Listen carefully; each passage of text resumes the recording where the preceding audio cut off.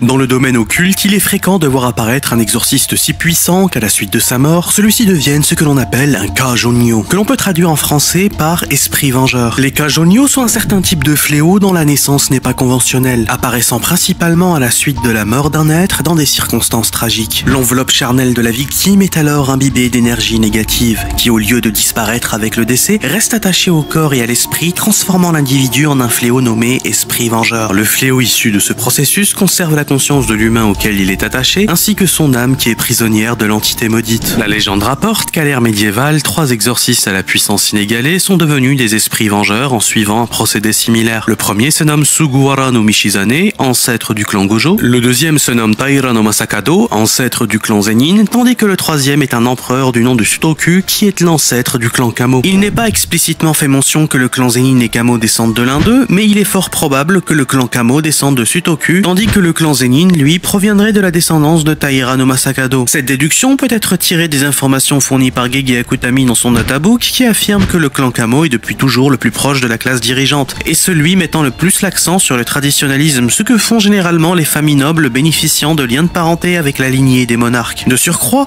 dans le manga, les Kamo portent ce que l'on appelle en japonais des sokutai, soit des tenues impériales dont étaient vêtus les empereurs japonais par le passé. Gege Akutami nous révèle également qu'il a conceptualisé et créé le clan Kamo pour faire référence à la noblesse japonaise, dans laquelle il existait une véritable famille portant le nom de Kuge, qui possédait des liens de sang avec l'empereur Sutoku, le nom Kamo étant une référence directe à la famille Kuge. Il est donc quasiment certain, en raison des indices mentionnés ci-dessus, que le clan Kamo descend de Sutoku, et que les 3 clans de l'exorcisme descendent en réalité, pour chacun d'entre eux, des 3 esprits vengeurs, à savoir Suguwara, Taira no Masakado, et pour finir Sutoku. Et vous l'aurez compris, nous commencerons cette vidéo par le clan Kamo.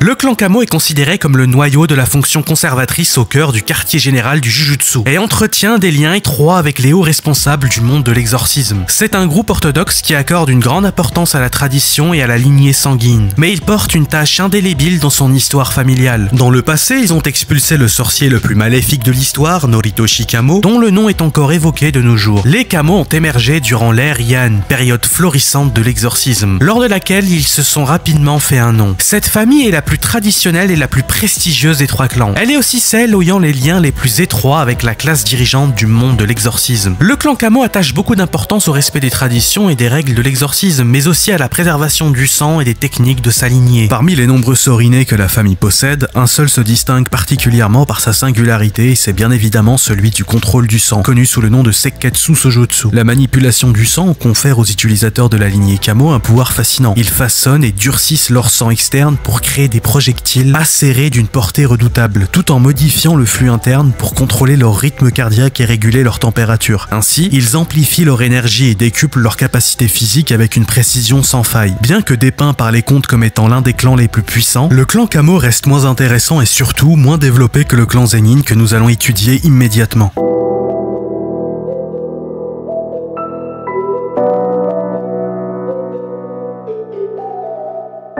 Seuls les membres du clan Zenin sont des exorcistes, seuls les exorcistes sont des humains. Ce proverbe, tiré des anciens grimoires du clan Zenin, datant de l'époque Heian, a été consigné et transmis à une période où l'énergie occulte proliférait aussi naturellement que les autres éléments de la nature. Il reflète parfaitement la dureté et l'impitoyable environnement dans lequel les nouveau-nés du clan Zenin sont contraints de grandir. Gege Akutami lui-même nous éclaire à ce sujet dans le databook de son œuvre. Dès leur plus jeune âge, les membres du clan Zenin sont soumis à un test visant à déterminer leur capacité à maîtriser l'énergie occulte. S'ils réussissent, ils doivent ensuite passer un second examen pour évaluer leur aptitude à réaliser une technique héréditaire. En revanche, si un membre échoue au premier test, démontrant une incapacité à contrôler l'énergie négative pour quelque raison que ce soit, il est immédiatement rejeté par le clan après avoir enduré une longue persécution de la part des siens. Cette persécution a pour but de lui infliger un traumatisme profond, destiné à prévenir toute trahison éventuelle, comme la révélation de secrets du clan. Le système de persécution varie selon le sexe de la cible. Si l'individu est un garçon et qu'il ne parvient parvient pas à maîtriser l'énergie occulte, il subira alors les pires violences physiques et humiliations. Toji Fujigoro, autrefois connu sous le nom de Toji Zenin, en est un exemple frappant. En raison de son incapacité à manifester l'énergie occulte, il a été abandonné au milieu des fléaux, événement qui lui a valu sa cicatrice sur les lèvres. Après cela, il fut immédiatement expulsé du clan sans espoir de retour. Maki Zenin, quant à elle, bien qu'incapable de maîtriser l'énergie occulte, a subi un traitement bien moins violent que celui de son cousin aîné. En dehors de quelques humiliations et harcèlements verbaux, elle n'a pas été confrontée directement à la mort. Contrairement à Toji qui a dû endurer des violences tant physiques que psychologiques.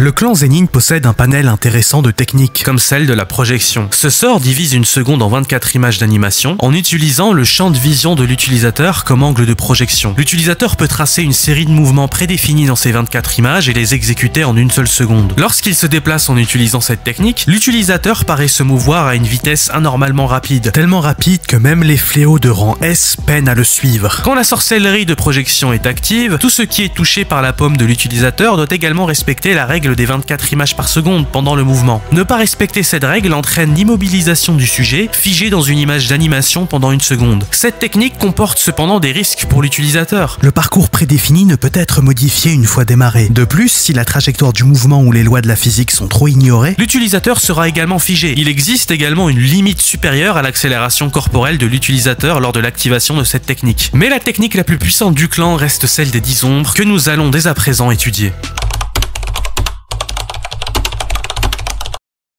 Dans le monde effroyable de l'exorcisme, les utilisateurs du Joryoku ou énergie occulte peuvent se diviser en 3 catégories distinctes selon les pouvoirs qu'ils manifestent, de telle façon à ce qu'un expert en la matière peut reconnaître du premier coup d'œil la technique utilisée par le Jujutsushi. La première catégorie est celle des exorcistes ne possédant aucun sort inné, se contentant pour combattre d'imprégner le corps du Joryoku qu'ils possèdent, amplifiant leur force pour atteindre des degrés surhumains, à l'instar de Yuji Itadori qui, au début de l'histoire, ne possédait aucun Jutsushiki inné, misant tout sur ses capacités athlétiques, amplifié par son Joryoku ainsi que son don inné pour les rayons noirs. La deuxième catégorie est celle de l'exorciste maîtrisant le Shotoku Jutsushiki, ou sort inné en français, désignant un Jutsushiki possédé par l'exorciste dès sa naissance dans le cortex préfrontal droit du cerveau. Ces techniques sont difficilement imitables et en règle générale, l'exorciste ne possède qu'un seul sort inné, bien qu'il puisse, avec un entraînement intense, développer des techniques dérivées de son Shotoku Jutsushiki, comme par exemple le Sureijuho de Nobara qui, par sa maîtrise parfaite, peut donner naissance à des Jutsushiki annexes tels que le Tomanari ou encore le Kanzashi, qu'elle a notamment utilisé lors du tournoi entre exorcistes. Mais là encore, bien que ces techniques soient innées et propres à chaque utilisateur, nous sommes encore loin de ce que l'on appelle les Souden Jutsushiki, traduit en français par sort héréditaire. Les sorts héréditaires sont transmis de génération en génération par le biais d'une même lignée comme le Tosha Jusho de Naobito Zenin ou encore le Tokuseno Ekagebo Jutsu, soit la fameuse technique des 10 ombres détenue par Megumi et considérée comme étant la plus puissante du clan. Nous pouvons donc dresser une liste de 3 catégories. La première désignant les exorcistes ne possédant aucun sort inné et qui pour se battre utilisent simplement leur énergie occulte pour amplifier leur force. La deuxième catégorie est celle des exorcistes possédant ce que l'on appelle un sort inné, comme Nobara avec son Sureijuho. Et pour finir, la dernière catégorie, celle des exorcistes possédant un Souden Jutsushiki, autrement dit un sort héréditaire appartenant à un clan légendaire comme la technique des 10 ombres de Megumi. Et ce n'est pas un hasard si Gojo Satoru a décidé de prendre en charge cette équipe, puisque l'on constate qu'elle est caractérisée par ces 3 catégories que nous avons évoquées. Avec Yuji Itadori faisant partie de la première, Nobara représente la deuxième et Megumi la dernière. Gojo Satoru, après s'être entretenu avec Megumi, a d'ailleurs déclaré que les chefs du clan Gojo et Zenin se sont affrontés au XVIe siècle. Le Gojo possédait le Mugen ainsi que le 6e œil, tandis que le Zenin avait en sa possession la technique des 10 ombres, soit le sort de Megumi. En racontant ce récit, Gojo a sous-entendu que la technique des 10 ombres était tout aussi puissante que l'infini combiné au 6e œil. Et nous allons dans cette vidéo décrypter ensemble les aptitudes déployées par le Jutsushiki des Gebojutsu, traduit par la technique des 10 ombres. La technique des 10 ombres est considérée comme étant le Jutsushiki le plus puissant du clan Zenin, aussi bien par Gojo que par Sukuna qui avaient tous deux manifesté l'idée que le Tokusanoka Gebojutsu à maîtrise parfaite pouvait sans l'ombre d'un doute égaler la puissance de l'infini. La technique des 10 ombres est principalement un sort d'invocation de Shikigami qui sont des êtres étranges pouvant combattre selon le désir de leur invocateur. Le terme Shikigami est composé de 2 kanji, le premier Shiki signifiant cérémonie tandis que le second Kami désigne la divinité divinités. Dans ce contexte, les Shikigami invoqués par la technique des 10 ombres sont donc des divinités mineures ou des familiers dont la puissance est proportionnelle à l'énergie occulte utilisée pour les conjurer. Par exemple, les familiers de Megumi au début de l'histoire sont beaucoup moins puissants que ceux qu'il possédait lors de son affrontement avec le fléau de rang S en raison de la progression de Megumi. En d'autres termes, plus l'utilisateur sera puissant et plus le Shikigami invoqué le sera, tout en prenant en compte qu'il existe des Shikigami au sein de la technique qui sont naturellement plus puissants que d'autres. Comme son nom l'indique, les 10 ombres peuvent être utilisées pour conjurer 10 Shikigami provenant d'une autre dimension. Mais l'acquisition de cette technique par la naissance ne suffit pas pour invoquer ses familiers. En effet, l'utilisateur doit en amont démarrer une cérémonie d'invocation pour ensuite soumettre le familier par le combat et l'asservir afin d'en faire une arme en mesure d'être conjurée pour les affrontements. Chacun de ces 10 familiers possède sa propre technique, ce qui signifie que l'utilisateur des 10 ombres n'a pas seulement un sort isolé comme c'est le cas pour la plupart des exorcistes, mais possède plutôt 10 techniques distinctes les unes des autres, conférées par ses familiers, tandis que le reste des exorcistes ne possède généralement qu'un seul sort inné et les dérivés sauf exception. Cela signifie que si l'utilisateur des 10 ombres parvenait à maîtriser cette technique de façon parfaite, ce qui n'a jamais été le cas puisqu'aucun Zenin n'a réussi à maîtriser l'ensemble des 10 ombres, mais si l'on suppose que cela devait arriver, alors cet exorciste serait certainement le plus puissant de l'histoire et ce devant Gojo et même Sukuna. D'ailleurs, Gojo et Sukuna qui sont les deux exorcistes réputés pour être les plus puissants le savent, d'où le fait que Gojo ait sous-entendu que Megumi pourrait potentiellement l'égaler, tandis que Sukuna a très rapidement été fasciné par Megumi, voyant en lui un autre potentiel. Avant de se pencher en détail sur les 10 familiers mis à disposition par la technique, il est important de se concentrer en premier lieu sur les capacités des 10 ombres indépendamment de ses familiers.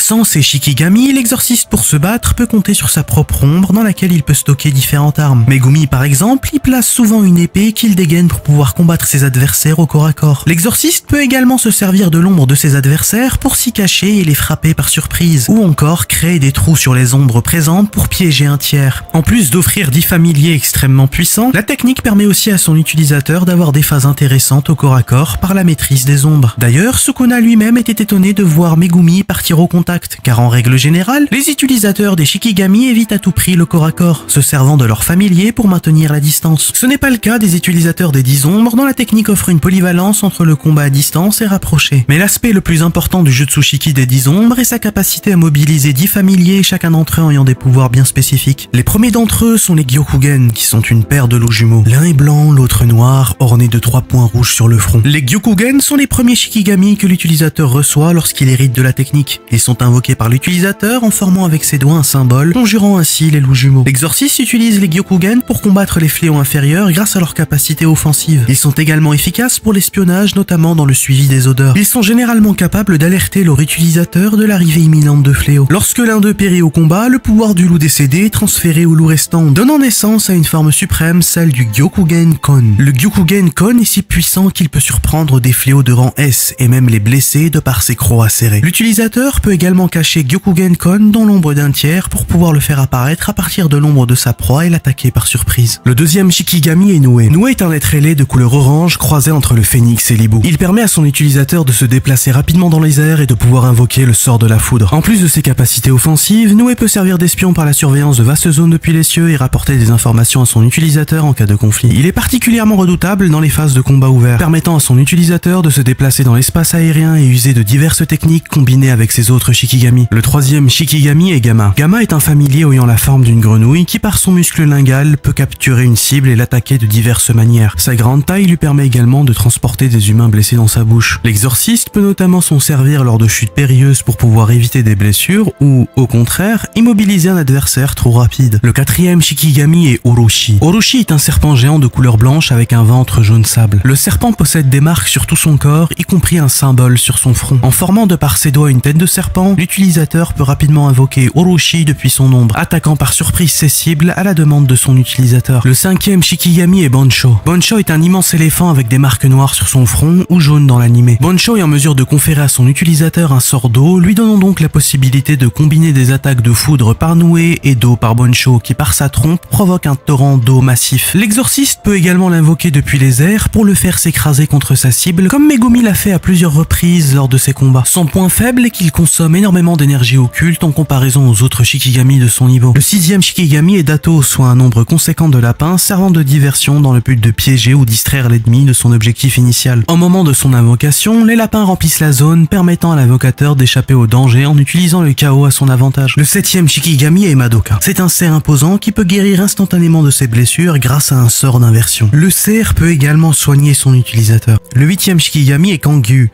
Kangyu est un bœuf noir pouvant charger ses cibles avec une force immense. Il ne peut se déplacer qu'en ligne droite, mais plus son élan est long et plus sa frappe est puissante. Sa force physique est suffisamment robuste pour rivaliser avec des exorcistes réincarnés de la période de Hien. Le 9e Shikigami est Torasu. À l'heure actuelle, le mangaka n'a pas montré la forme de ce Shikigami, mais à en traduire son nom en japonais, Torasu signifie littéralement les funérailles du tigre. L'on peut supposer que ce familier possède une puissance physique extrêmement redoutable, en raison de son kanji signifiant le tigre. De même pour sa 9e position, ce qui indique qu'il est assez fort pour se retrouver deuxième. Avant d'évoquer le dernier Shikigami, il est important de préciser que les différents familiers peuvent fusionner les uns les autres et ainsi acquérir de nouvelles formes. Kangoju Ajito en est un exemple. Il est né de la fusion de Nue, Orochi, Madoka et de Torasu. Il peut ainsi déployer leurs différents pouvoirs simultanément, notamment le sort d'inversion ou encore la foudre de Nue.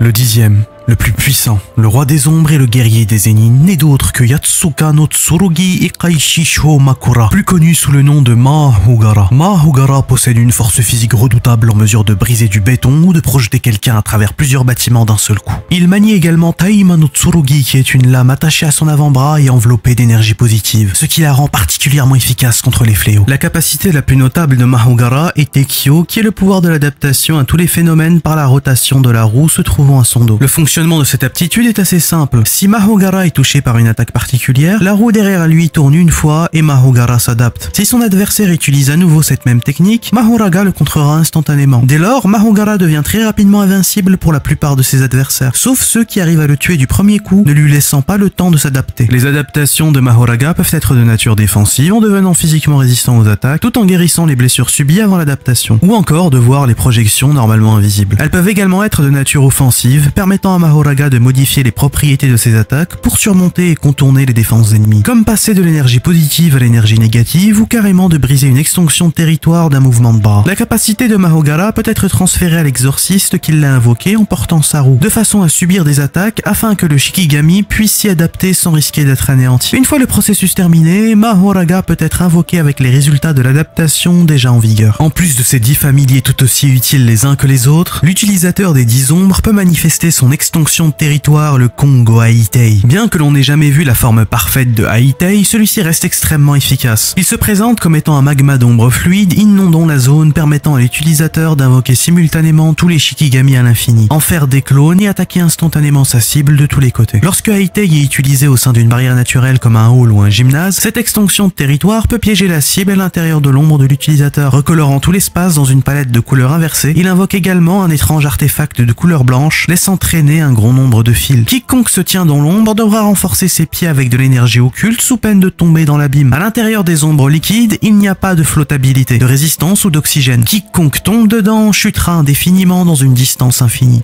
Maintenant, à ce stade de la vidéo, si l'on suppose qu'un jour un membre du clan Zenin puisse arriver à maîtriser pleinement la technique des 10 ombres, alors sachez qu'il aura à sa disposition une force physique surhumaine, le contrôle de la foudre, le contrôle de l'eau, la possibilité de voler, de régénérer ses blessures, de s'adapter et contrer n'importe quelle attaque une fois touché par elle, de faire diversion n'importe quand, de détecter les fléaux sur de longues distances, et encore plein d'autres de capacités. Il est donc clair que la technique des 10 ombres est clairement l'une des plus puissantes, voire la plus puissante du manga. Et c'est d'ailleurs pour cette raison que Sukuna a réussi à abattre Gojo, car sans la technique des 10 ombres, le combat aurait été bien plus difficile pour lui, puisqu'en réalité, Gojo, à la fin du combat, devait faire face aux 3 êtres les plus puissants du manga, à savoir Mahugara, Kongoju Ajito et Sukuna en personne. Le fait qu'il ait tenu de longs échanges contre les 3 simultanément prouve que Gojo est extrêmement redoutable. Ensuite, abordons le cas de Maki Zenin et de Toji. Bien que leurs aptitudes ne proviennent pas de l'énergie occulte, leurs caractéristiques peuvent être considérées comme propres au clan Zenin. En effet, on observe au sein de ce clan un nombre significatif d'individus soumis à un serment inné, qui pousse leur force physique à son paroxysme. Maintenant que nous avons traité le clan Kamo et Zenin, il ne nous reste plus que le plus puissant des 3, le clan Gojo.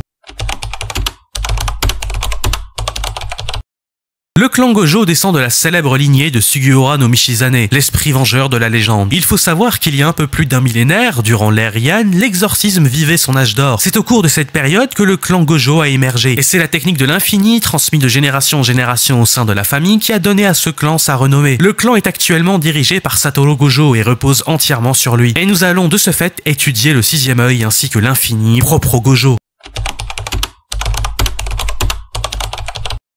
Parmi le clan Gojo, il est fréquent qu'après que plusieurs centaines d'années se soient écoulées, naisse un enfant miraculé possédant des pupilles d'un bleu intense, dont l'iris reflète les lumières et l'énergie occulte de l'environnement. Ce don héréditaire est extrêmement rare au sein du clan Gojo, si bien que lorsqu'un tel enfant vient au monde, il est rapidement gâté et entraîné par les Gojo pour qu'il devienne le futur chef du clan. Selon les lois mystiques de l'exorcisme, il est impossible de voir deux porteurs du sixième œil coexister simultanément. C'est la raison pour laquelle que lorsqu'un utilisateur du Rikugan fit son apparition, celui-ci est destiné à être le seul utilisateur de son attribut héréditaire, contrairement aux autres techniques. Le sixième œil confère à son utilisateur des capacités diverses et variées, chacune ayant une utilité remarquable. La première d'entre elles est l'octroi d'une acuité visuelle inégalée, fournissant à l'exorciste la possibilité de voir et d'analyser les flux d'énergie occulte jusqu'au niveau atomique, permettant à l'exorciste de comprendre instantanément le fonctionnement de chaque technique. Les Rikugan peuvent facilement voir des objets situés à plusieurs kilomètres et distinguer leurs motifs, détectant ainsi les différentes menaces pouvant émerger, et ce même si celles-ci ne sont pas dans le champ de vision de l'utilisateur. Dans l'encyclopédie officielle du manga, Gege Akutami, l'auteur de Jujutsu Kaisen, nous dit la chose suivante à propos du Rikugan. Le sixième œil permet de percevoir l'énergie maudite avec une clarté exceptionnelle. Même en couvrant ses yeux, Gojo Satoru conserve une vision semblable à celle d'une caméra infrarouge haute définition. Il peut ainsi distinguer les objets dépourvus d'énergie grâce au flux autour d'eux. Le fait de garder ses yeux ouverts est fatigant pour lui, et ce, même s'il utilise la technique de régénération pour garder son cerveau frais. Si une personne normale portait les lunettes de soleil de Gojo, elles seraient complètement noires, les rendant incapables de voir à travers. Akutami nous dit ici que le Rikugan éprouve et fatigue le cerveau de son utilisateur, bien que celui-ci ne consomme pas d'énergie occulte. D'où le fait que Gojo porte régulièrement un bandeau pour se préserver de la fatigue mentale. En plus d'une perception parfaite, le Rikugan offre à son utilisateur un contrôle parfait de sa propre énergie occulte, si bien qu'il ne se retrouvera jamais à court d'énergie. Le fonctionnement de cette capacité est assez simple. L'énergie consommée par un sort est souvent inférieure à l'énergie régénérée par le sixième œil, ce qui permet une utilisation constante de différents sortilèges sans que l'utilisateur ne s'épuise, sauf en cas d'utilisation extrêmement intense face à un adversaire redoutable. Ce contrôle exceptionnel de l'énergie occulte, doublé d'une capacité de régénération illimitée conférée par le sixième œil, permet à l'utilisateur de contrôler parfaitement l'autre technique héréditaire du clan nommée l'infini, ce qu'aucun membre du clan Gojo ne peut maîtriser pleinement sans posséder le sixième œil. La maîtrise parfaite de l'infini accordée par le Rikugan débloque plusieurs capacités servant de pierre angulaire dans le jeu offensif et défensif de l'utilisateur. Et c'est ce deuxième point que nous allons aborder dans la vidéo.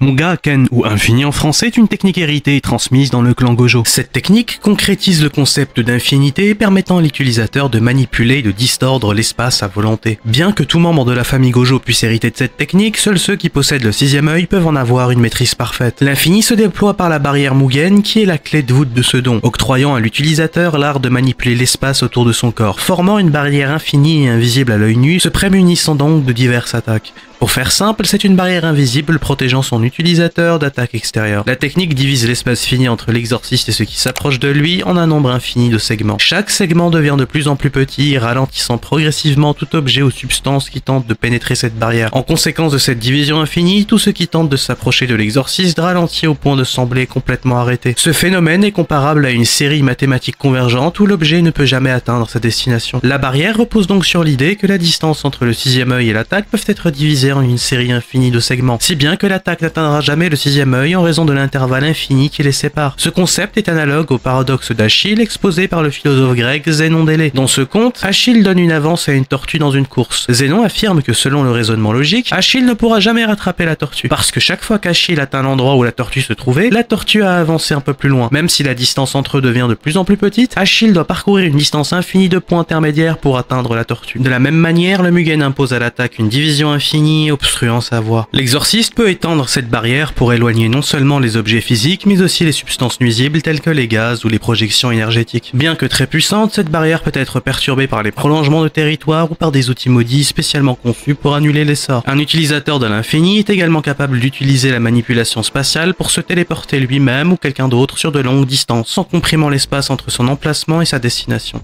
La deuxième compétence du pouvoir de l'infini est le célèbre sort Blue. La technique Blue, dérivée de l'infini, permet à l'utilisateur de créer un puissant champ d'attraction en comprimant l'espace vers un point unique, attirant la matière vers lui. Son fonctionnement peut se schématiser de cette manière. L'exorciste concentre l'énergie maudite pour créer un point bleu dans l'espace, attirant vers sa position la matière environnante. Ce point bleu agit comme un trou noir, exerçant une force attractive sur les objets environnants pour les acheminer vers lui. L'exorciste est libre de choisir la position de ce point. La force de l'attraction dépend de la quantité d'énergie maudite utilisée. Avec une faible énergie, Blue peut rapprocher des objets distants ou détruire des structures. Avec une énergie maximale, il peut dégager des zones entières. L'exorciste peut également s'en servir comme objet de vitesse en laissant s'attirer vers une cible. Le concept mathématique qui représente le phénomène décrit par la technique Blue est lié au nombre négatif et à la notion de distance négative dans le contexte de l'espace et de la convergence infinie. En mathématiques, les nombres négatifs sont utilisés pour représenter des valeurs inférieures à 0. Ils sont opposés aux nombres positifs et permettent de décrire des situations où il y a un déficit ou une inversion. Dans le cas de Blue, la création d'un vide ou d'une zone d'attraction peut être vue comme l'application d'un concept de distance négative, où l'espace est compressé de manière à créer une force d'attraction. La distance négative n'existe pas littéralement en mathématiques, mais elle peut être interprétée comme une force d'attraction, où la distance entre deux points est réduite de façon telle que les objets sont attirés vers un point de convergence. La convergence infinie fait référence à la somme des séries infinies, où chaque terme se rapproche d'un point central, exactement comme Blue qui concentre l'énergie pour attirer les objets vers un point unique. Contrairement à Blue qui permettait à son utilisateur de créer une force d'attraction vers un point déterminé via une distance négative, Red, elle, propose l'effet inverse et implique une force de répulsion via une distance positive. Ainsi, Red se présente comme étant le parfait opposé de Blue. Plutôt que d'attirer une substance Y vers un point déterminé, l'utilisateur se concentre à projeter aussi loin que possible Y par une force de répulsion. L'orbe rouge de Red, une fois déclenchée, génère une onde de choc qui repousse tout ce qui se trouve dans son rayon d'action. La puissance de cette onde de choc est au moins 2 fois supérieure à celle de Blue, rendant Red extrêmement destructrice. L'utilisateur peut également projeter l'orbe rouge loin de lui pour créer une explosion qui repousse tout autour. La taille et la puissance de l'onde de choc produite dépendent de la quantité d'énergie maudite positive canalisée dans la technique. À pleine puissance, Red peut anéantir des structures entières et des esprits maudits puissants en un seul coup. En utilisant Red, l'utilisateur peut se propulser lui-même à grande vitesse vers une cible en utilisant la force de répulsion pour augmenter sa mobilité et sa vitesse au combat. Cette technique peut également être utilisée de manière stratégique pour repousser des ennemis ou créer des ouvertures dans leur défense. En clair, Red utilise le concept de divergence. En mathématiques, la divergence désigne le fait que des objets ou des points s'éloignent les uns des autres à partir d'un point central. C'est l'opposé de la convergence où les objets se rapprochent d'un point. Red représente donc la divergence tandis que Blue la convergence. Red la force positive tandis que Blue la force négative. Red la répulsion et Blue l'attraction. Ces deux sorts, opposés en essence, sont donc destinés à s'affronter en fusionnant, donnant naissance à une contradiction ravageant tout sur son passage, le sort violet. Violet génère une orbe violette géante dont la masse détruit tout en raison de la contradiction de laquelle elle est issue. Née par la combinaison de Red et de Blue, Violet confère une puissance destructrice colossale à l'exorciste l'utilisant, pouvant détruire une ville entière. Si sa puissance n'est pas contrôlée, elle peut également blesser l'utilisateur de l'infini. L'utilisateur du sixième œil, à parfaite maîtrise, se voit posséder son extension de territoire, le Muryokusho. Une fois activé, le Muryokusho plonge ses cibles à l'intérieur de l'infini lui-même qui est un vide sans fin, orné de trous noirs, de galaxies lointaines,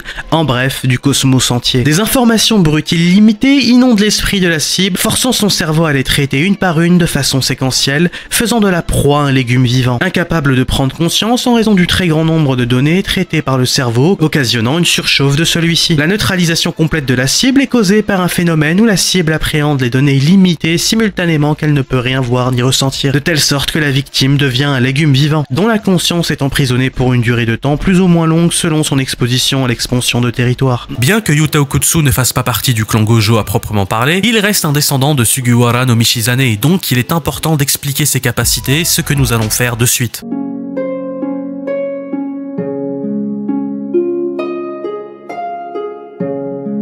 Le fait que Yuta ait des liens de parenté avec Sugiwara n'implique aucunement son appartenance au clan Gojo. En réalité, la famille Okutsu est composée de civils ordinaires, bien qu'ils possèdent de lointains liens génétiques avec les Gojo, en raison de leur ancêtre commun qui est Sugiwara. La raison de l'éveil des pouvoirs de Yuta n'est donc due qu'à des gènes dormants dans sa lignée qui se sont trouvés être dominants en lui, contrairement au reste des membres de sa famille qui n'ont pas bénéficié de cet état particulier enfoui dans leur patrimoine génétique. En biologie, ce phénomène est appelé l'avatisme génétique. Il s'agit de la manifestation d'un trait héréditaire qui, bien que présent dans le patrimoine génétique des parents, ne s'exprime s'exprime pas chez eux mais réapparaît plus tard chez un descendant, souvent en raison de la présence de gènes récessifs hérités des ancêtres. C'est ce dont Yuta a été le sujet avec son éveil, qui a notamment atteint son apogée lorsqu'il a inconsciemment lié son âme à celle de Rika avec sa propre énergie occulte. En ayant désiré de toutes ses forces que Rika reste en vie, ils ont instinctivement conclu un Shibari, c'est-à-dire un serment occulte dans lequel Yuta et Rika sont forcés de cohabiter. Rika était donc devenu un esprit vengeur en raison de l'énergie occulte de Yuta, et Yuta était devenu la condition de l'existence de Rika autant que fléau. Tel est le serment restrictif qui les a unis sans qu'ils en aient conscience. En la libérant de ce serment, l'âme de Rika retrouva son apparence et alla dans l'au-delà, tandis que l'énergie occulte dont elle était constituée resta pour toujours, car elle était initialement issue de Yuta,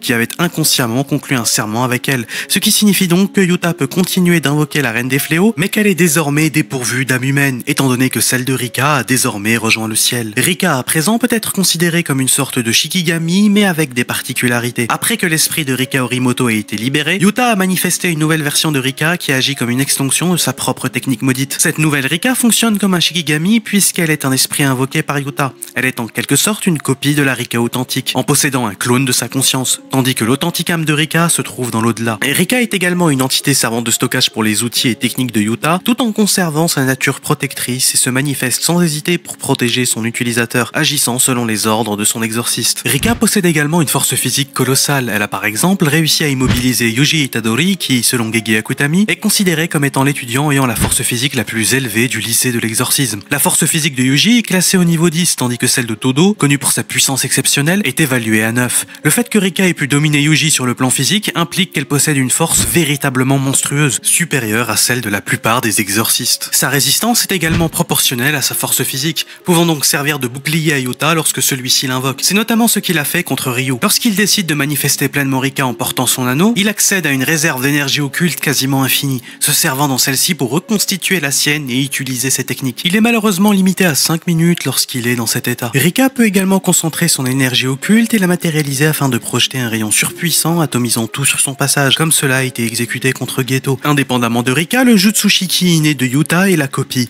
Pour imiter un sort, Yuta doit faire invaler à Rika une partie du corps de la cible. La puissance du sort dépend du niveau d'importance du membre consommé. Plus le sort est puissant et plus il faut des parties de corps potentiellement mortelles. Sa vitesse d'apprentissage est également élevée. Il a par exemple réussi à maîtriser le sort d'inversion qui convertit l'énergie négative en énergie positive peu de temps après son entrée au lycée de l'exorcisme. À titre de comparaison, Gojo Satoru est parvenu à maîtriser l'inversion après de longues années de pratique, tandis que Yuta l'a maîtrisé après seulement quelques semaines. La vitesse d'apprentissage de Yuta est une extension directe de son sort de copie. À mesure qu'il imite un grand nombre de techniques, une toile neuronale se forme, facilitant la communication entre les différentes cellules de son cerveau. Cela accélère sa mémoire et lui permet de traiter simultanément plusieurs informations, contrairement à un ordinateur qui les traite de manière séquentielle. De cette façon, Yuta, par son utilisation des différents sorts qu'il a copiés, fait progresser indéfiniment sa capacité d'appréhension et de réflexion, ce qui lui confère une vitesse d'adaptation hors du commun. Comme tout exorciste de très haut niveau, Yuta maîtrise son extension de territoire, le Shingen Souei. En français, cela peut se traduire par l'amour mutuel authentique. L'extension de ce domaine vital génère un environnement évoquant une épave de structure en forme de croix, jonchée de katana et entourée de Mizushiki. L'utilisateur sélectionne l'un des sorts qu'il a copié pour l'imprégner dans la barrière de l'extension de territoire, lui conférant l'effet coup sûr dont l'impact varie en fonction de la technique choisie. Les autres sorts accumulés sont répartis aléatoirement dans les katanas dispersés à l'intérieur du domaine. Seul le lanceur est capable d'activer les techniques maudites contenues dans les épées, bien qu'il ignore quelle technique se trouve dans un katana jusqu'à ce qu'il le saisisse. Chaque katana est détruit après une seule utilisation, mais le domaine contient un nombre illimité de ces armes. Et bien sûr, comme à chaque fin d'explication de lore, nous terminons la vidéo en comparant deux univers bien distincts,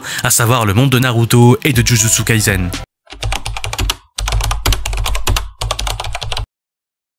Gojo soulève tout le Naruto-verse. Pour certains, c'est évident, pour d'autres, pas trop. En tout cas, les édits concernant un affrontement entre les personnages de Jijika et de Naruto se multiplient, et la plupart donnent la victoire au Naruto-verse. D'ailleurs, une vidéo mettant en scène les personnages de Jujutsu Kaisen en combat contre ceux de Naruto a été postée, et sans surprise, les personnages de Jijika se seraient fait éteindre un par un selon ce fan du manga Naruto. Et c'est alors que j'ai regardé les commentaires, et quelle erreur d'avoir fait ça. Les experts du net étaient tous unanimes, les personnages de Naruto sont les plus forts. Or, je vais le dire sans crainte, Gojo Satoru, à lui seul, éteint tout le Naruto-verse et ce, sans pression. Bien sûr, on va le prouver. Pour ce faire, on va organiser une petite comparaison entre le lore de Naruto et de Jujutsu Kaisen pour transposer leurs capacités dans un univers fictif afin de rendre leur duel possible.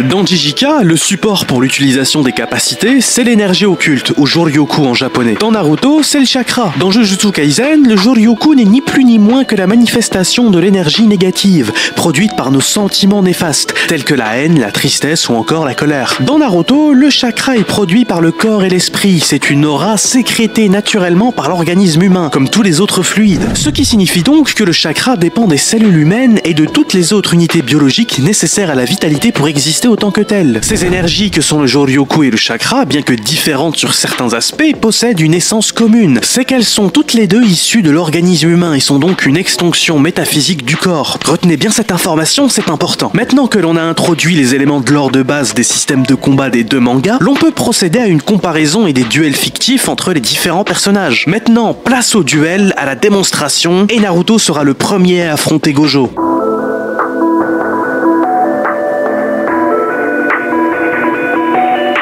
Naruto n'a absolument aucune chance contre Gojo, et cela pour une raison très simple. Les capacités de Naruto se limitent à des pouvoirs relativement basiques, à savoir une vitesse surhumaine, une force surhumaine, une immense réserve d'énergie, des techniques liées à la compression du chakra comme le Rasengan, des techniques basées sur les éléments ou des combinaisons des deux. Autant dire qu'aucun de ces atouts n'effleurera la pommette de Gojo, qui, rappelons-le, possède le pouvoir de l'infini. Ce pouvoir empêche toute attaque physique de l'atteindre, car la distance entre lui et son adversaire est divisée à l'infini, ralentissant ainsi toute tentative de l'approcher. Cela signifie donc que Naruto n'a aucun moyen de percer la barrière de l'infini. Même en imaginant un miracle où il y parviendrait par je ne sais quel concours de circonstances, il serait tout de même incapable de résister aux techniques de Gojo, notamment celles liées à l'attraction et à la répulsion, ou encore à l'attaque violet qui, je le rappelle, concrétise le concept de zéro, ce qui implique qu'il peut littéralement tout briser, y compris l'espace-temps, les dimensions et tout ce qui est logiquement quantifiable, puisque le zéro, dans sa définition même, a pour objectif d'effacer l'existence de X ou Y. À ce stade, les plus attentifs auront compris que le personnage principal de Naruto n'a tout simplement aucune chance, et il se ferait violemment éteindre tout le long du combat, sans pouvoir placer ne serait-ce qu'un seul coup, sans évoquer bien évidemment l'extension du territoire de Gojo, le Muryokusho, qui pourrait éliminer Naruto de la manière la plus simple qui soit, avant même que le combat ne commence. Le Ryoeki Tenkai implique une distorsion totale de l'espace-temps, avec la création d'un univers miniaturisé dans lequel les deux combattants progressent. La victime du Ryoeki Tenkai, sans posséder elle-même l'énergie occulte, se voit faire face à l'effet coup sûr qui annihilerait totalement son existence. Aucun personnage de l'univers de Naruto n'est capable de traiter une quantité infinie d'informations. Même les Uchiwa, réputés pour leur maîtrise du combat et leur capacité d'anticipation, voient leur Sharingan parler chinois lorsqu'il s'agit de suivre des mouvements extrêmement rapides, comme c'est le cas de Sasuke avec Killer Bee. Il est donc absolument impossible que Naruto puisse résister à l'extension de territoire de Gojo, qui annihilerait littéralement son existence. Naruto se fait donc éteindre par Gojo sans discussion possible.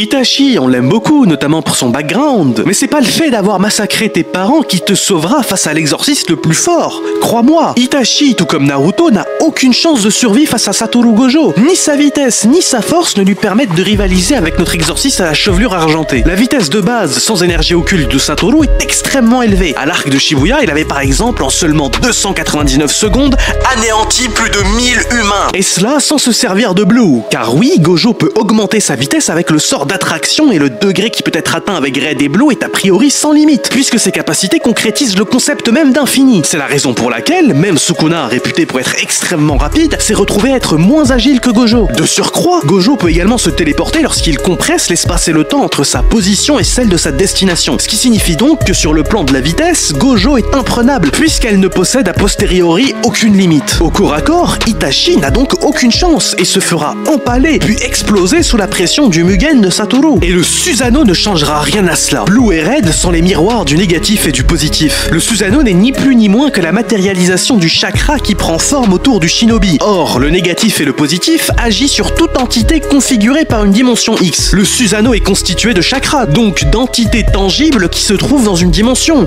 Blue n'aura aucun mal à absorber ce chakra tel un trou noir pour ensuite écraser le corps d'Itachi par l'intermédiaire de Red. Je rappelle que les trous noirs peuvent a posteriori tout absorber, même la lumière. Donc ce n'est absolument pas le chakra du Susanoo d'Itachi qui fera quelque chose contre Blue. Itachi n'a absolument aucun jutsu spatio-temporel à proposer pour pouvoir contrer les manipulations de l'espace-temps de Gojo. Ce qui signifie donc que sur le plan purement physique, Itachi se fait éteindre dans tous les sens. Et le fait qu'il ait massacré son clan ne changera rien à cette réalité. Il suscitera au mieux la pitié de Gojo qui l'épargnera. Cependant, le domaine de prédilection d'Itachi n'a jamais été le monde sensible, mais plutôt l'abstrait. En effet, Itachi excelle dans le Genjutsu, ou l'art de manier les illusions en français, qui est la seule arme crédible qu'Itachi pourrait utiliser dans l'espoir d'avoir une confrontation avec Satoru Gojo. Et avec son Tsukuyomi, Itachi aurait sûrement gagné. Mais hélas pour lui, Gojo possède ce que l'on appelle le sixième œil. Le sixième œil de Gojo lui permet de percer le secret de n'importe quel événement, sur des kilomètres à la ronde, illusion y compris. Le cerveau de Gojo, à l'aide du sixième œil, peut analyser, traiter et comprendre toutes les techniques en une fraction de seconde. Ce qui signifie donc que lorsque le Genjutsu est utilisé contre Gojo, Gojo saura qu'il est dans une illusion. Et le fonctionnement du Genjutsu dans Naruto, je le rappelle, consiste ni plus ni moins à prendre le contrôle du chakra présent dans le cerveau humain, dans le but de faire voir à la victime ce que l'on désire. Chez les shinobi, pour sortir des Genjutsu, il existe plusieurs possibilités. Il y a la fameuse dissipation du Genjutsu nommée Genjutsukai, qui consiste à créer une perturbation dans l'alimentation de chakra qui parcourt le corps, ou encore faire intervenir un chakra parasite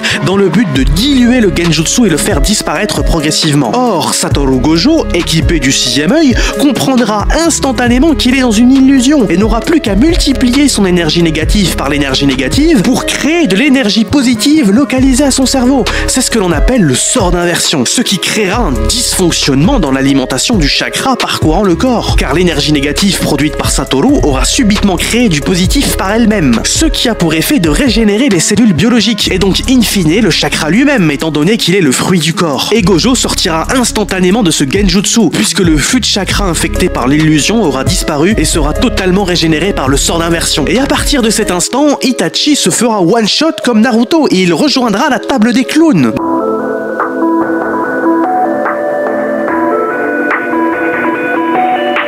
Donc rappelons, le taijutsu n'a aucun effet sur Gojo, le genjutsu n'a aucun effet sur Gojo, le ninjutsu classique n'a également aucun effet sur Gojo. Il ne reste donc plus qu'une poignée de candidats, à savoir les utilisateurs du Rinnegan et les manipulateurs du ninjutsu spatio-temporel. Sasuke. Sasuke Prime est l'un des adversaires les plus sérieux. En effet, Sasuke pourrait contrer l'infini de Gojo à plusieurs reprises car il possède lui-même des jutsu liés à l'espace-temps. Le Rinnegan lui octroie le Rikodo no Jutsu, la technique des 6 chemins, le Tendo qui permet de manipuler les forces attractives et répulsives, qui pourrait être un atout majeur pour rivaliser avec Gojo. Cependant, l'inconvénient du Tendo est que, contrairement à l'infini, il ne provient pas de l'énergie négative ou de la négativité des nombres, mais plutôt du chakra. Cela signifie que l'utilisateur du Tendo ne manipule pas réellement l'infini, mais crée simplement une force d'attraction à partir de son chakra. A l'inverse, l'infini de Gojo ne se contente pas de créer une force d'attraction basée sur une énergie corporelle. Il s'approprie le concept même de l'infini et le rend tangible. Ainsi, sur un plan conceptuel, le pouvoir de Gojo surpasse celui de Sasuke.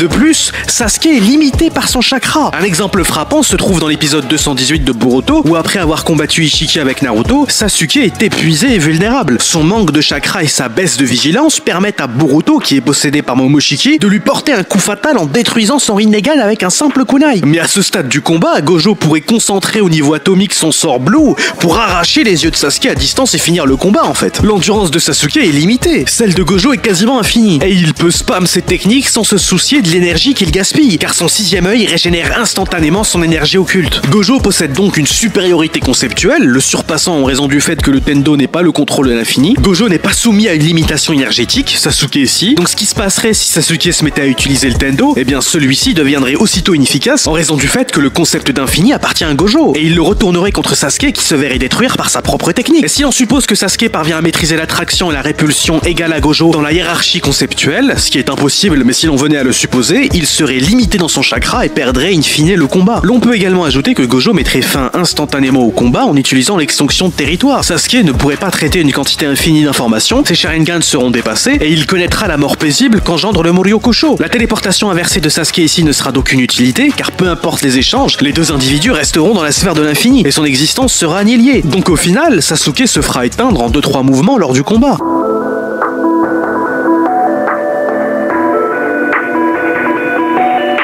Donc, Naruto Prime, out. Sasuke Prime, out. Itachi Prime, out. Certains avanceront que Madara pourrait rivaliser. Non, comptez pas trop là-dessus. Madara Prime se ferait ruiner de la même manière que Sasuke s'est fait détruire. Aucun d'entre eux ne peut encaisser le Ryoiki Tenkai de Gojo, et il ne possède aucun atout convaincant pour contrer cette technique. En règle générale, les personnages de Naruto, pour pouvoir s'en sortir de duels fictifs, usent la plupart du temps du Genjutsu. Et comme je l'ai démontré précédemment, l'illusion n'aura aucun effet sur Gojo, qui n'a qu'à utiliser le sort d'inversion pour l'annuler.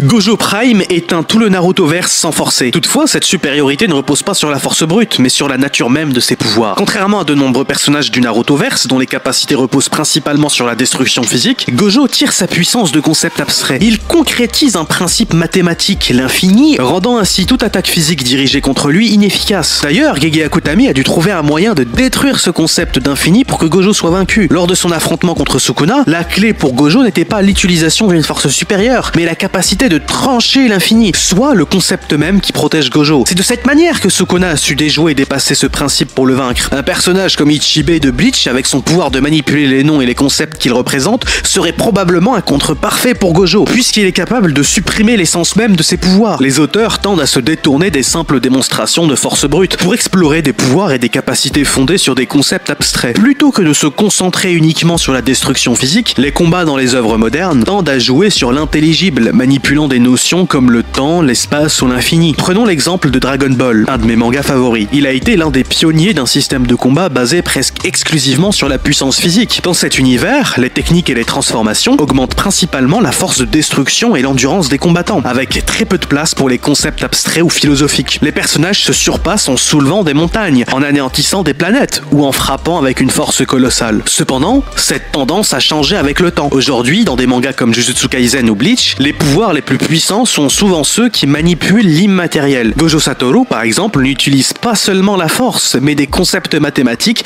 tels que l'infini pour neutraliser ses adversaires. Dans Bleach, Ichibe peut effacer des noms, donc l'existence même d'une personne ou d'un objet. Et cette capacité dépasse largement le cadre de la force physique. Ce glissement vers des capacités abstraites reflète peut-être un désir des auteurs de rendre leurs œuvres plus complexes et imprévisibles. Là où des personnages comme Goku et Vegeta transcèdent leurs limites par la force, des personnages comme Gojo ou Ichibe le font en jouant avec les fondements même de la réalité. Ainsi, ces nouvelles dynamiques de combat ouvrent la porte à des stratégies et des enjeux plus sophistiqués, où la simple destruction ne suffit plus à triompher. Pour vaincre un adversaire, il ne suffit plus seulement de le surpasser physiquement, mais de comprendre et de détruire les concepts qui le protègent. Et c'est pour cette raison que Gojo gagnerait contre tout le Narutoverse. Gojo Satoru est donc vainqueur. Je tiens également à dire que j'ai pas fait cette vidéo pour dénigrer les personnages de Naruto, simplement pour mettre en avant le nouveau système de combat de la Next Gen, qui ne se base plus sur la force brute, mais sur les concepts qui sont les fondements de la réalité.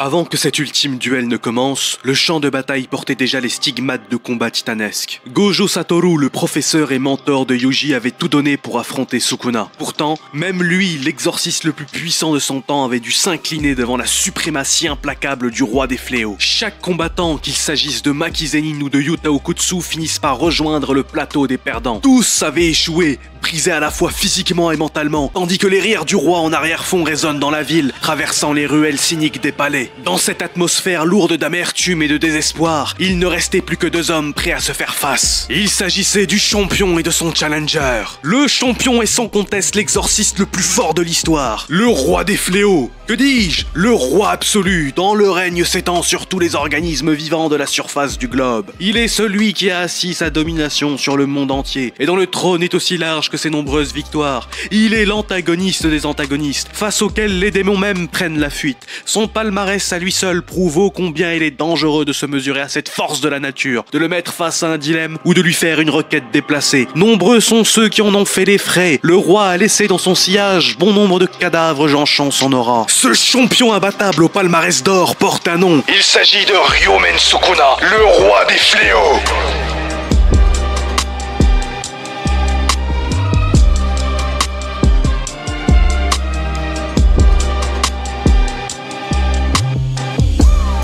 Le second est le challenger. Et si Sukuna est l'exorciste le plus fort de l'histoire, alors le guerrier qui se tient en face de lui est sans aucun doute l'exorciste le plus fort de demain. Doté du sang des Kamo et des Ryomen en un seul corps, duquel découle un potentiel infini, fils de Kenjaku et frère de Shozo, disciple de Satoru et frère de Todo, il est la réincarnation du démon dévoré, le pourfendeur de fléau, l'assassin de Mahito, possédant un crochet du gauche si rapide qu'il parvient à briser l'espace-temps à chaque impact. Faites donc de la place pour le bonhomme qui vient défier la seigneurie. Faites donc de la place pour Yuji Itadori.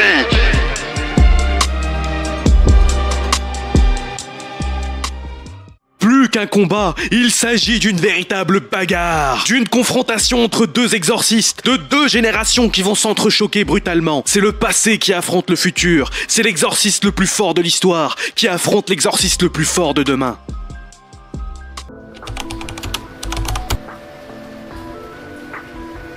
Les deux hommes se font face dans une course-poursuite au sein même de la lumière. Leurs regards se toisent brièvement pendant de courtes secondes. Mais que pouvait-il bien penser à ce moment précis? Sukuna ressentait-il de la peur en raison du fait qu'il ne pouvait plus utiliser son sort inné? Yuji était-il intimidé par l'aura du légendaire guerrier? Quoi qu'il en soit, toutes ces bifurcations prennent fin lorsque Yuji démarra les hostilités, avec un puissant crochet du gauche venant heurter le visage de Sukuna. Ce qui le fit valser dans les airs, mais en plein vol, Yuji le rattrape aussitôt en agrippant fermement ses chevilles. Ses doigts s'enfoncèrent dans la chair de Sukuna et d'une poigne d'acier, il envoie son corps s'écraser sur un building, explosant sous la force de l'impact. À l'atterrissage, les deux hommes se font de nouveau face, jusqu'à ce que Sukuna, en s'appuyant sur sa paume gauche, projette violemment sa paume droite vers le visage de Yuji dans le but de le trancher. In extremis, Yuji esquive chacune des lames d'air que Sukuna a mis en place, mais en raison de ses nombreux mouvements, Yuji a perdu de vue Sukuna le temps d'une seconde et se prend en plein visage un crochet du gauche. Yuji encaissa la frappe tout en restant sur ses appuis, mais il n'en fallait pas plus pour Sukuna de reprendre possession de ses capacités, notamment le sort d'inversion. Dans un échange de coups extrêmement brutaux, Sukuna prend rapidement l'avantage en raison de ses 4 bras, conférant une avance stratégique au corps à corps. L'attention de Itadori était beaucoup trop focalisée sur les bras de Sukuna. C'est alors que Sukuna comprit que son challenger ne surveillait plus ses jambes. Le roi des fléaux en profita pour lui lancer un violent coup de genou sauté en plein visage, mettant ainsi au sol son adversaire. Yuji devait rapidement trouver une solution.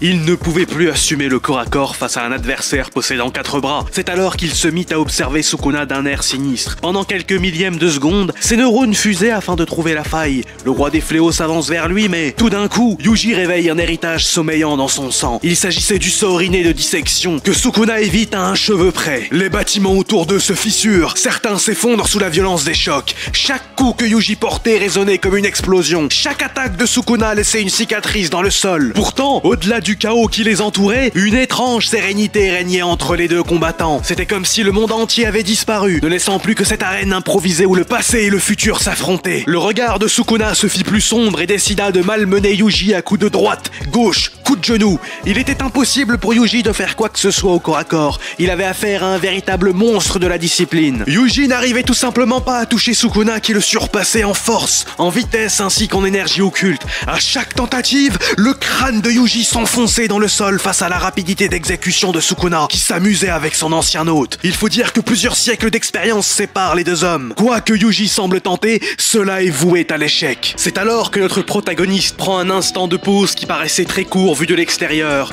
mais extrêmement long dans l'esprit de Yuji. Son esprit plongea dans les recoins les plus profonds de sa mémoire, revisitant son passé, ses entraînements et les innombrables batailles qu'il avait menées. Il sentait que quelque part dans ses souvenirs résidait la clé pour toucher Sukuna, une faille minuscule mais cruciale dans l'armure du roi des fléaux. Son esprit s'efforçait de trouver cette réponse alors que son corps, meurtri et battu, peinait à rester debout. C'est alors qu'un visage familier apparut dans son esprit, celui de son mentor, Gojo Satoru. Le maître, celui qui l'avait formé, qui lui avait appris à se dépasser. Ironiquement, ce même Gojo avait perdu la vie face à Sukuna, et ce souvenir alourdit le cœur de Yuji. Mais dans ce moment de doute, les paroles de son sensei résonnèrent avec une clarté presque surnaturelle. C'est comme si Gojo se tenait là, à ses côtés, au milieu de ce champ de bataille dévasté. L'extension de territoire, c'est une technique qui demande une quantité monstrueuse d'énergie occulte, mais elle confère à celui qui l'utilise un contrôle absolu sur l'espace environnant. Chaque coup porté dans ce territoire touche sa cible immanquablement. Ces leçons, ces fragments de sagesse enflammaient l'esprit de Yuji. Il sentait son énergie se raviver, une nouvelle détermination l'envahit. S'il ne pouvait pas battre Sukuna avec avec la force seul, alors il utilisera tout ce qu'il avait appris. Gojo n'était peut-être plus là pour le guider physiquement, mais son enseignement vivait à travers lui. En une fraction de seconde, Yuji comprit ce qu'il avait à faire. Il n'hésite plus et prononça la formule épique. Ryoiki Tenkei.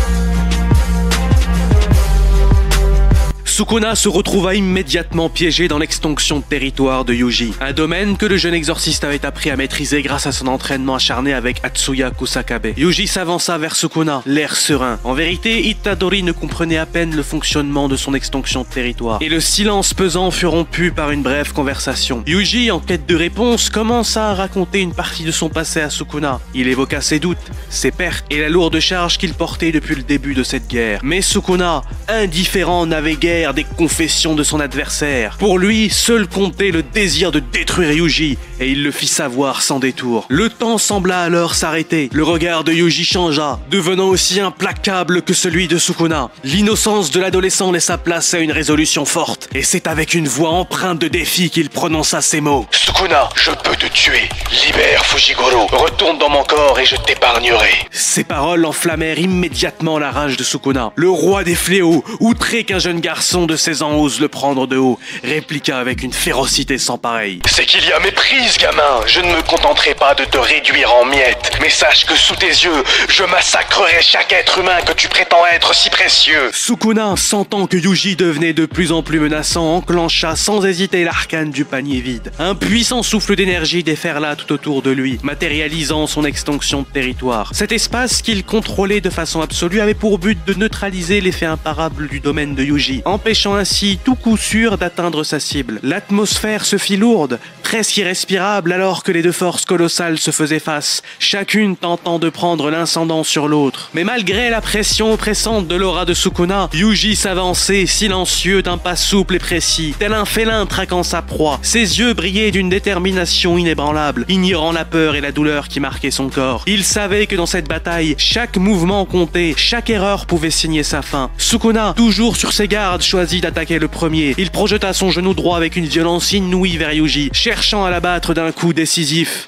Mais Yuji, grâce à son extinction de territoire, avait anticipé l'attaque. Il dévia le genou d'un coup de coude puissant, et dans le même élan, il saisit le genou de Sukuna, espérant l'envoyer valser au loin. L'impact de la collision fit trembler le sol sous leurs pieds, fissurant le terrain déjà ravagé par leur affrontement. Cependant, même dans ce bref instant de répit, Yuji savait que le corps à corps était le domaine de Sukuna. Le roi des fléaux était bien plus qu'un adversaire redoutable, imperturbable. Sukuna usa de sa force brute pour renverser l'initiative, et en un instant, il écrasa Yuji contre le sol avec une brutalité sans pareille, faisant éclater le terrain sous l'impact. Sans laisser le temps à Yuji de réagir, Sukuna enchaîna immédiatement une série de coups de poing, chacun chargé d'une force démesurée, frappant sans relâche le visage et le torse de Yuji. Chaque impact résonnait dans l'air, un bruit sourd qui témoignait de la violence du combat. Le corps de Yuji, bien que jeune et endurant, subissait une pression insoutenable. Ses muscles tremblaient sous la douleur, et chaque coup semblait briser un peu plus son endurance. Pourtant,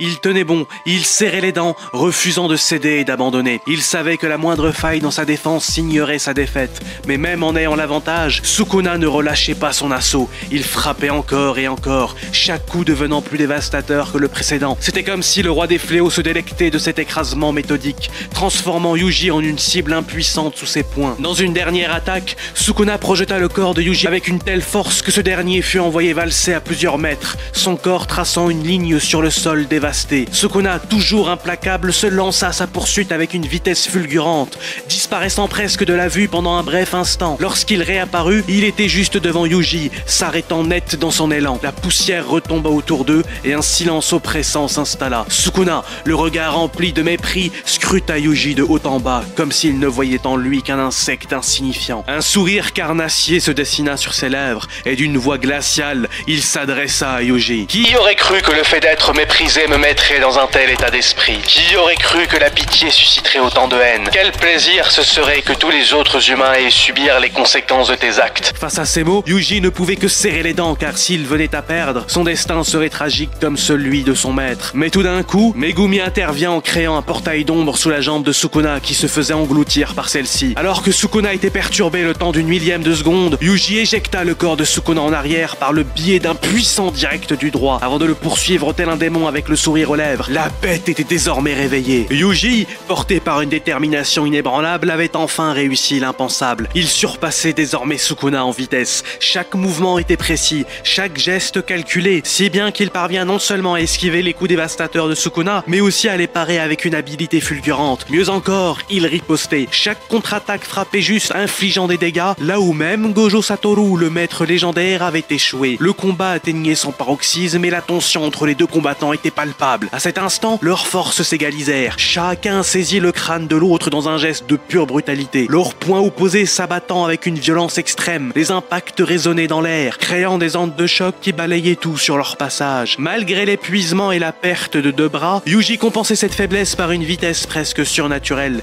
réduisant l'écart de puissance entre lui et Sukuna. Chaque coup porté vibrait de la puissance d'un homme ayant dépassé ses propres limites. Le challenger, Yuji Itadori, avait réussi l'impensable. Il surpassait son propre mentor, le légendaire Gojo Satoru. Sa maîtrise du combat atteignait des sommets qu'il n'avait jamais imaginés. Sukuna, le roi des fléaux qui dominait jadis chaque adversaire avec une facilité déconcertante, se retrouvait à présent en difficulté. Ses mouvements, bien que toujours puissants, semblaient moins fluides, comme si Yuji avait forcé le roi à perdre de sa superbe. Sukuna, un instant déstabilisé, tentait de retrouver le contrôle, mais Yuji ne relâchait pas la pression. Ses doigts, pleins de rage et de désespoir, s'abattaient sur Sukuna, détruisant peu à peu la stratégie de ce dernier. Le panier vide, l'arcane de Sukuna, était maintenant devenu la cible de Yuji. Il savait que pour l'emporter, il devait détruire cette ultime défense. Yuji, en s'approchant pour porter un coup décisif, sentit la victoire à portée de main. Il concentra toute son énergie dans son poing droit, prêt à asséner un coup qui scellerait le destin de Sukuna. Le temps sembla ralentir à ce moment-là. Alors que les deux combattants se trouvaient à l'aube d'une conclusion décisive, Yuji arma son poing avec une force colossale, prêt à frapper. Mais alors qu'il avançait pour porter le coup final,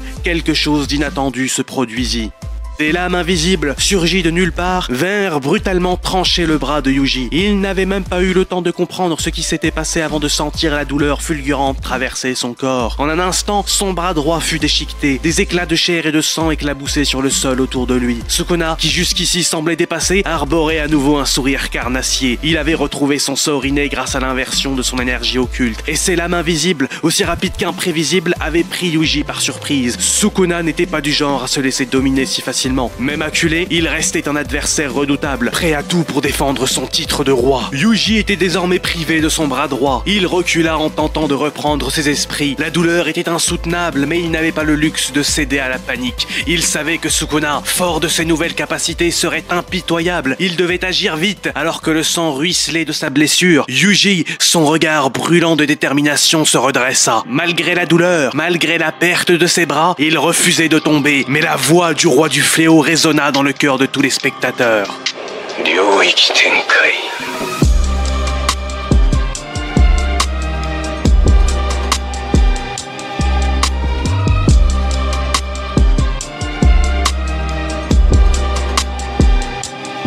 Sukuna avait invoqué son extinction de territoire, une technique ultime qui pliait la réalité à sa volonté. Une énergie oppressante émanait de chaque recoin, les ombres ondulaient autour de lui et l'air lui-même semblait se tordre sous la puissance du roi des fléaux. Yuji, sans se laisser intimider, se remit aussitôt en garde, sa main droite tendue devant lui malgré l'absence de deux doigts. Chaque souffle dans cette arène créée par Sukuna semblait alourdir l'atmosphère, mais Yuji restait concentré, déterminé à mettre un terme à ce combat. Pendant une fraction de seconde, une étrange sensation envahit Sukuna. Un flash traversa son esprit. Il y avait quelque chose d'étrange chez Yuji, quelque chose qui clochait. Ses doigts n'avaient pas régénéré. Sukuna, qui était un observateur avisé, comprit rapidement que cet état n'était pas accidentel mais intentionnel. Yuji ne cherchait pas à retrouver sa pleine forme. Pourquoi donc? La réponse jaillit dans son esprit comme une décharge d'éclairs. Yuta Okutsu, l'exorciste prodige, s'était servi des doigts de Yuji pour copier son propre sort inné. Par conséquent, le véritable doigt de Sukuna, une clé de sa puissance, était toujours entre les mains des exorcistes. exorciste d'État. C'est alors que l'air se figea à nouveau, cette fois sous la présence d'un nouvel arrivant. Nobara fit irruption dans la bataille, son marteau déjà chargé d'une énergie occultante écrasante, ses yeux brûlaient de détermination. Elle avait en face d'elle le doigt de Sukuna, une faiblesse que peu auraient pu exploiter, et elle frappa avec une précision mortelle. Le choc résonna dans l'arène, tandis que son marteau s'abattait sur le doigt de Sukuna avec une force inouïe. Nobara venait d'exécuter son Tomanari, plus communément appelé résonance, une technique redoutable qui lui permettait de toucher une cible en utilisant une partie de son corps. L'effet fut immédiat. Sukuna, bien qu'encore puissant, se retrouva incapable d'utiliser pleinement son extension de territoire. Pour la première fois depuis le début du combat, un frisson d'incertitude traversa son esprit, le même que celui qui a traversé Gojo Satoru lors de leur combat. Sukuna, pour la première fois, avait envisagé de perdre cet affrontement. Son avantage stratégique venait d'être brisé, et le terrain était à présent bien plus équilibré. Yuji, voyant l'ouverture, ne perdit pas une seconde. Il profita de cet instant critique pour invoquer sa technique de dissection, une attaque précise et létale. Il s'élança vers Sukuna, tranchant avec une férocité sans précédent chaque partie du corps du roi des fléaux. Mais même acculé, Sukuna continuait de se battre avec vaillance, ses poings percutant encore et encore, notamment dans le ventre de Yuji. Mais la marée avait tourné et Yuji avait désormais l'ascendant. Alors que Sukuna s'apprêtait à lancer un nouvel assaut, espérant reprendre l'avantage, il fut soudainement frappé par un coup à retardement. L'impact fut tel que son corps se figea brièvement, ralentissant chacun de ses mouvements. Ses yeux, autrefois remplis de mépris, se tournèrent vers son destin, vers le poing de Yuji Itadori. C'était un point chargé de toute la volonté de celui qui incarnait l'héritage des exorcistes et de celui qui portait en lui l'esprit d'un frère jumeau. Dans un ultime effort, Yuji concentra toute sa force dans ce coup final. Chaque muscle de son corps tremblait sous la tension, mais il ne faiblit pas. Il frappa Sukuna en plein ventre et un rayon noir d'énergie explosa de son poing, traversant le corps de son ennemi avec une puissance destructrice. Ce coup n'était pas seulement destiné à clore le combat, mais à mettre fin à l'ère des fléaux elle-même. Sukuna, autrefois invincible, sentit son corps céder sous l'impact. Les défenses de son territoire tombèrent en miettes et il ne pouvait plus maintenir la fusion avec Megumi. Le corps de ce dernier se sépara lentement de celui de Sukuna, tombant au sol, libéré mais inconscient. Quant à Sukuna, il n'était plus que l'ombre de lui-même, réduit à une masse informe, une gélatine visqueuse portant un unique œil. L'ancien roi des fléaux, autrefois craint et adoré, gisait à terre, désespéré et terrorisé, conscient que sa fin était proche. Dans ce moment, tout sembla s'arrêter. Yuji, épuisé, regarda son ancien ennemi. Un silence pesant s'installa dans l'arène. Sukuna, le prédateur ultime, n'était plus que la proie face à Yuji Itadori, celui qui venait de briser le cycle éternel des fléaux. Le combat d'une brutalité sans nom était enfin terminé. Yuji Itadori ressortait vainqueur, son corps meurtri, mais son esprit plus fort que jamais. Désormais, il portait le titre d'exorciste le plus puissant de l'histoire. Il avait surpassé non seulement ses propres limites,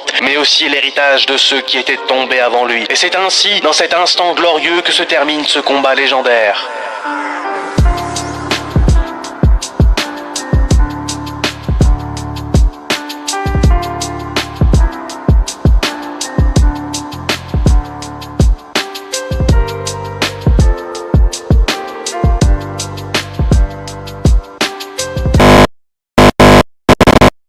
俺の魂に触れるか。